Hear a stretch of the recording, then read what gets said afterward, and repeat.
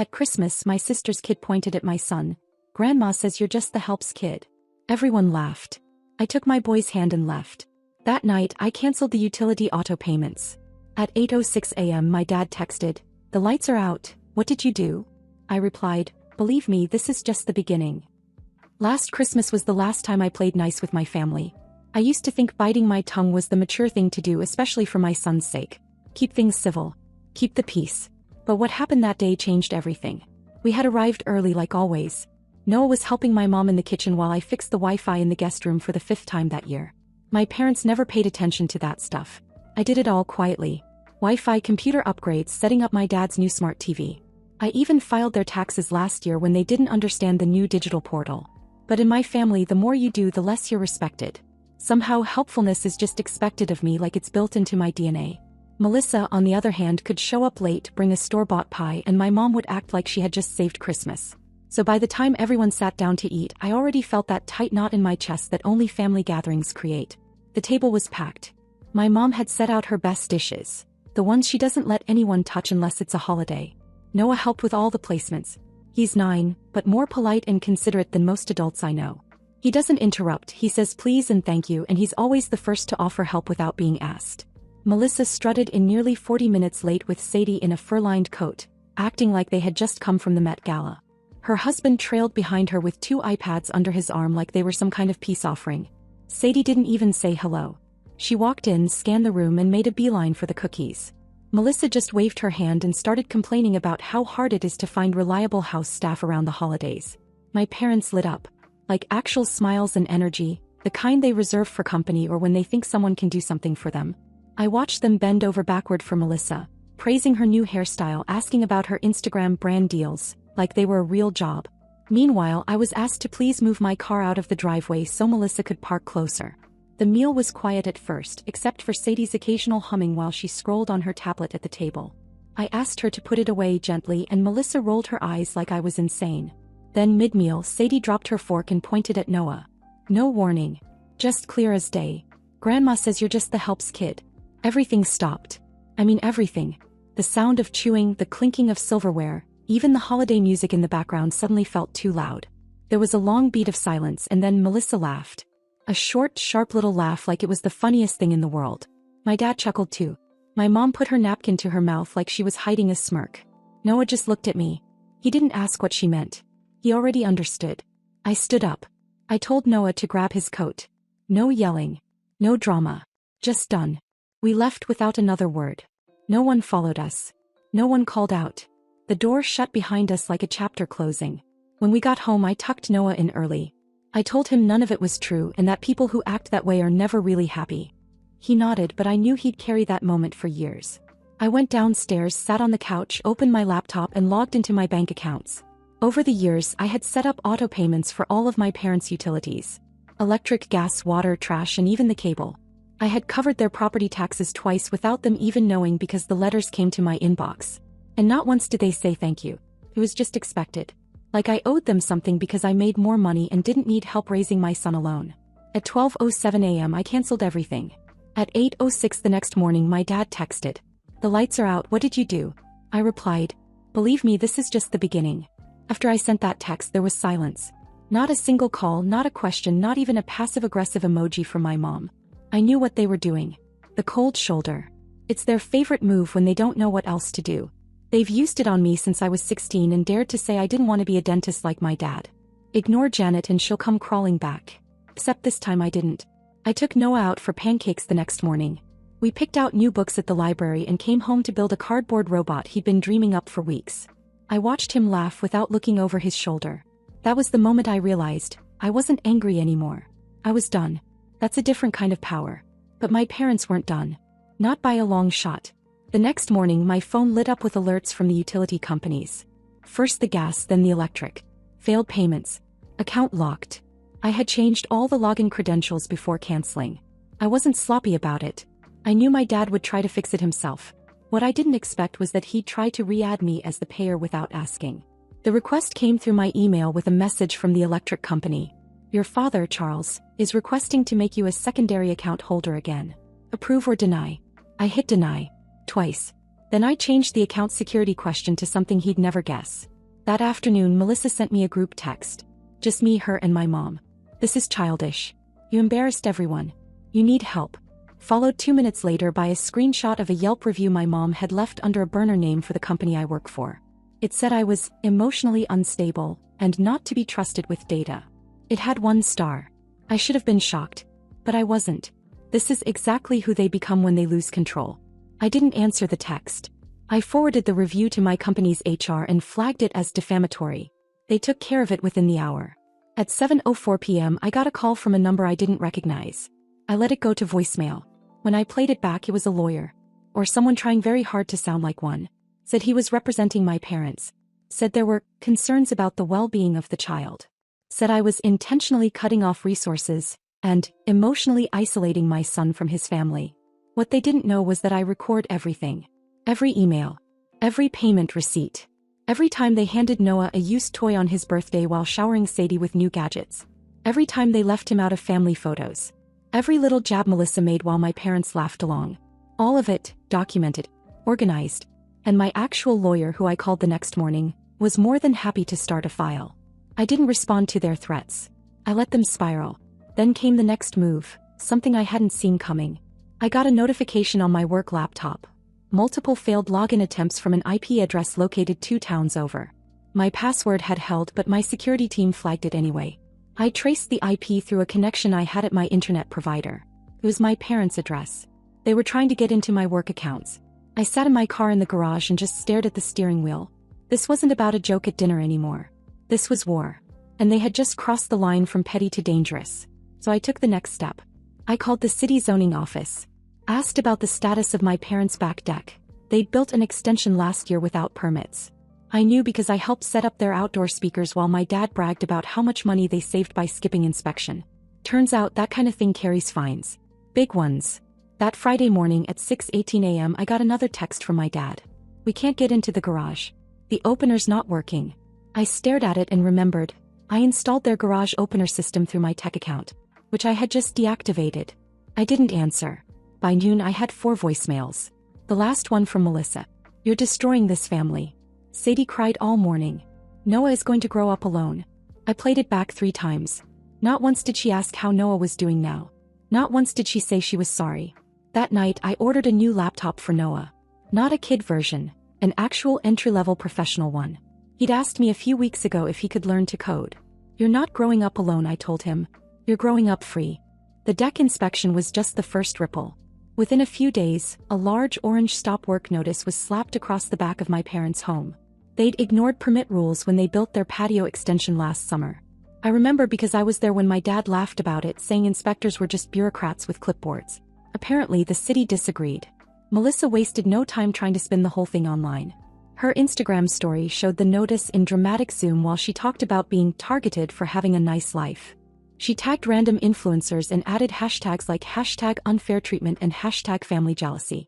I didn't even know what that last one was supposed to mean. But what really caught my attention was the comments section. People weren't buying it. Someone asked if she ever apologized to her nephew. Another said, "You've been living off your sister for years, haven't you?"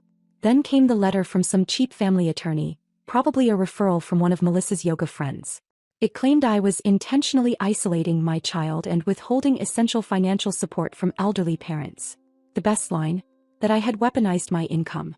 They wanted a family court to intervene. I had already sent my lawyer everything. He told me not to worry. I sent back one neat, professional response. Please inform your client that future communication must be sent through legal counsel. Also, see the attached documentation. The PDF I included was nearly 50 pages. Bank records, payment histories, screenshots of emails, texts, a breakdown of every utility I had paid over the last 6 years. Birthday gifts I bought for Sadie that were passed off as coming from Melissa. An email thread where my dad asked me to handle their tax mess, then told my mom I had nothing better to do. My lawyer called the next day. The other attorney had dropped the case within 24 hours. No retainer, no refund, no follow-up. But Melissa wasn't done. She never is. The next escalation hit fast. I got a call from Noah's school.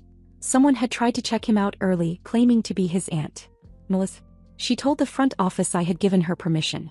She even showed a fake text she had written herself in her notes app. hoping they wouldn't notice. They did. I left work and drove straight there. The principal met me in the lobby. Melissa was sitting with her legs crossed, smiling like nothing had happened. I told the school to put her on a permanent no-contact list. I didn't even look at her. I just asked for the paperwork and took Noah home. He never asked what happened. He just sat in the back seat holding his lunchbox a little tighter. That night I posted one thing. A photo of Noah in his new hoodie, holding his beginner coding book with his lopsided grin. The caption was short. He's not the helps kid. He's my kid. And he's doing better than fine. I went to bed. By morning it had over 3,000 shares. My inbox was full. Teachers, old classmates, strangers. People saying they wish they had stood up for their kids sooner. People who knew Melissa and my parents and had stayed quiet until now.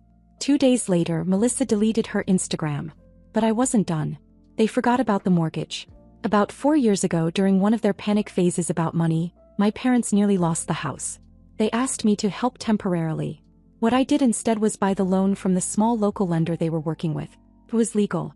It was in writing. And they signed it. They didn't even read the fine print. I took over the loan, made their payments, and technically became the lien holder. They hadn't made a single payment in 14 months. I checked. So I sent a notice of delinquency. No threats. Just numbers. The balance due. The months missed.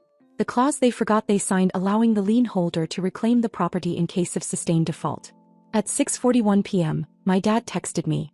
"You can't be serious." I didn't reply. 3 days passed after I sent the mortgage delinquency notice. I didn't hear a word. No texts, no calls, no uninvited drop-ins. The silence wasn't peace, it was strategy. I knew my parents. When they didn't yell, they planned.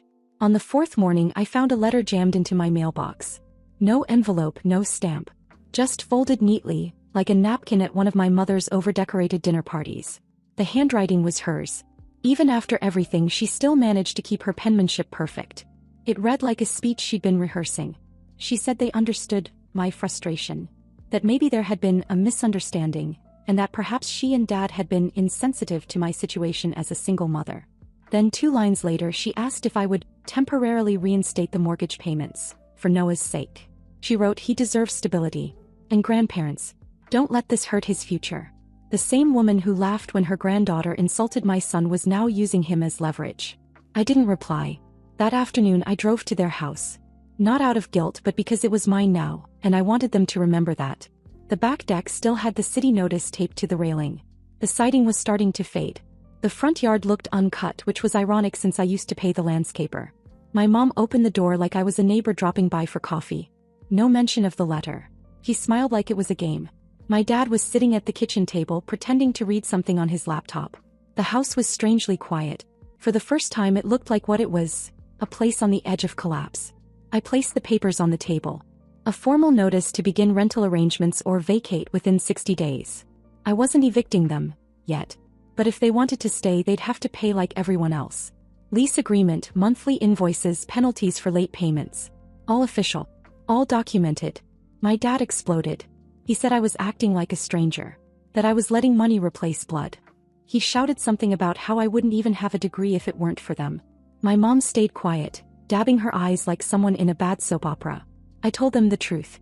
I said I had paid for my own tuition, supported myself, and bailed them out more times than I could count. I reminded them that I didn't grow up with support. I grew up with expectations. I said this was the first time in my life I was being treated like an adult by my own parents, because I had forced them to. They didn't respond. I walked out, but I didn't get far. The next day, something I truly didn't see coming happened. Melissa showed up at my office. My assistant buzzed me, said there was a woman in the lobby crying who said she was my sister. I almost told her to send her away, but curiosity got the better of me.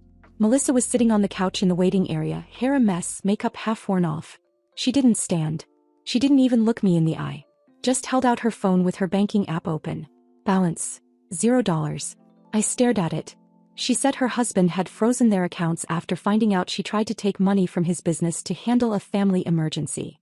She didn't say exactly what she told him, but it was enough for him to lock her out and file for separation. I asked where Sadie was. With his parents. They didn't want her hearing them fight anymore. Then Melissa said something I'd never heard from her, not even when we were kids. I don't know where to go. I didn't say anything for a while. Then I offered to cover a hotel. 1 week. Nothing else. Not for her, for Sadie. She nodded. On her way out, she turned and asked, "What do you want from us?" I told her flatly, "I want you to teach your daughter not to become you." She didn't argue. She just left. That night, I got a text from my dad. "What do we need to sign?" And then, the next morning, something new. A call from Noah's school. A letter had been mailed in anonymously, accusing me of neglect, of isolating Noah from his extended family, and denying him developmental opportunities. I drove to the school immediately. They showed me the letter. The language was oddly formal, someone clearly trying to sound like a professional. But it was sloppy. They'd included a printed photo of Noah from my social media. I knew right then. It wasn't from my parents. It was from someone worse. The letter was printed on generic paper. No return address. Just typed out in a clumsy, pseudo-professional tone like someone had copied it from a parenting blog and added words like concerning behavior and emotional detachment. But the worst part was the photo. It was Noah, sitting in our living room in his new hoodie holding up the coding book I bought him. The one from the post I'd shared. I looked at the principal. She didn't say anything at first. She just handed me the envelope and said quietly, "We know this isn't real. We're required to report it to the district, but we're not pursuing anything. We just thought you should see it." I asked if they had cameras in the office. She said no one dropped it off, it came through the mail. I left, holding that envelope like a bomb someone had tried to disguise as a letter. I sat in my car for almost 10 minutes before I called my lawyer. I told him everything, including the photo, the wording, the timing. He asked me one question. "Do you think it was Melissa?" I wanted to say yes. But no. This wasn't her style. He was reckless, loud. She liked to make scenes and then pretend she hadn't. This was different. That night I went through everything. Every recent call, email, DM. I remembered Melissa saying something back when she showed up at my office. About needing to handle a family emergency. The more I thought about it, the more I realized she didn't say our family. It took 2 days to confirm. It wasn't Melissa. It was her husband, David. He wasn't just freezing her out, he was trying to make me look unstable. He wanted to use the courts to keep Sadie. Full custody. And the fastest way to win custody is to prove the other parent's environment is toxic. So he went after the easiest target. Me. I had become the narrative. The unstable aunt with a vendetta. The family divider. He was building a case behind the scenes, one step at a time. And that letter. That was the start. I met with my lawyer again and we got a protective order against David. I filed an official incident report with the school and the local police. I also went further. Installed a new security system at my house, changed Noah's pickup password at school, and blocked every number that had ever come from David's office. But that wasn't enough. Not for me. I made a call to someone I hadn't spoken to in years. Her name was Teresa. She used to be a paralegal at a firm I interned with right after college. She now worked for a family court investigator. I asked her if she could check into any pre-custody filings connected to David. She called back the next night. He'd already filed a motion for temporary custody. Claimed Melissa was mentally unstable and under the influence of a hostile sibling with unresolved trauma. His words. But here's the thing, he'd attached screenshots of my social media as part of his evidence. Only problem? He included doctored versions. Photoshopped. He'd altered captions. Changed dates. One of them showed Noah crying, except I had the original. He wasn't crying. He was laughing. I had the video. Time-stamped, metadata intact. I smiled for the first time in a week. I gave everything to my lawyer and waited. A week later, David's custody motion was dismissed with prejudice. Melissa didn't even show up to the hearing. But that's not what surprised me. What did? 3 days later she showed up at my door. With Sadie. No makeup, no posing. Just her and her daughter with a suitcase. She asked if they could stay for a while. Said David kicked them out. Said she didn't have anywhere else. Noah was upstairs doing homework. He didn't even know she was there. I let her in. I didn't do it for her. I did it for the girl behind her, Sadie. Who for the first time didn't look smug or spoiled. Just small. Melissa stayed quiet while I made tea. She stood in the kitchen wringing her hands. Then she whispered something I never thought I'd hear from her. "I think I've ruined everything." I looked at her. Really looked at her.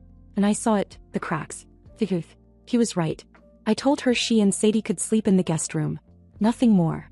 No promises. No reunions. And she'd follow my rules or she'd be out by morning. She agreed. But that night something happened. Sadie knocked on my door after dinner. Just me and her in the hallway. She looked at the floor and said, "I'm sorry for what I said about Noah."